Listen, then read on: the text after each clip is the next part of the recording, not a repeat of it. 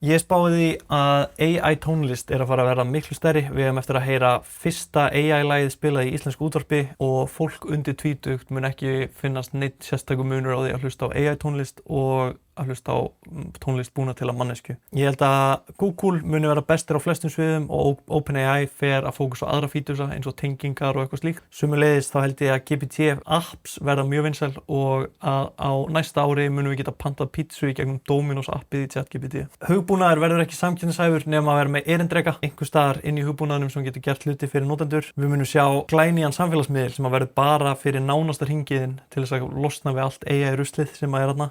Atvinnuleysi mun minnka, ráðningum fjölga, fyrirtæki átta sig á því að gervigreindin þarf tíma til að þroskast og þau þurfa líka að geta þroskast með gervigreindinni. Það eftir að koma í ljós á árinu á TikTok er búið að vera að AB-testa persónulegt efni fyrir hverja og eina mannesku án þess að vera að láta fólk vita. Rosalegt teg. Já. Apple Intelligence og Siri munu verða góð og nothæf eftir tengingu við Gemini og uppfærslu og það munu vera meira að gera hjá hönnuðum og skapandi fólki heldur en nokkuð sinnum áður á árinu 2026.